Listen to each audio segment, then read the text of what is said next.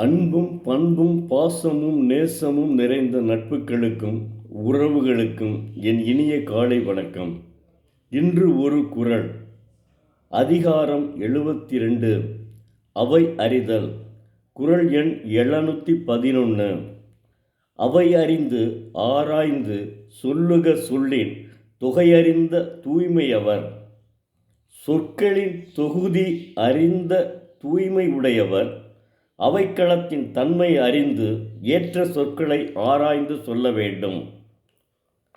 உதாரணத்திற்கு, தமிழ் அறிஞர்கள் அமர்ந்திருக்கும் ஒரு அவையில் உரையாற்ற வேண்டுமென்றால் தமிழ் மொழியினுடைய தொன்மை அறிந்து நல்ல சொற்களை தேர்ந்தெடுத்து அந்த அவையில் எப்படி பேச வேண்டுமோ அப்படி பேசுதல் வேண்டும். அந்த தமிழ் அறிஞர்கள் நிறைந்த அவையில் அவர்களுக்கு தக்கவாறு உரையாற்ற வேண்டும். என்ன பேச வேண்டும், உரையாற்ற வேண்டும், என்ன பேச வேண்டும், எப்படி பேச வேண்டும் என்று மேனாள் தலைமைச் செயலாளர் மரியாதைக்குரிய இறையன்புசார் அவர்கள் இப்போது ஒரு மிகப்பெரிய புத்தகம் எழுதியுள்ளார். அதை வாங்கி நான் படித்தபோது தெய்வப்புலவர் திருவள்ளுவர் 2000 ஆண்டுகளுக்கு முன்பு எழுதிய குறளையும் ஒப்பிடும்போது அவர் எழுதிய புத்தகம் எனக்கு உத்வேகம் கொடுக்கிறது.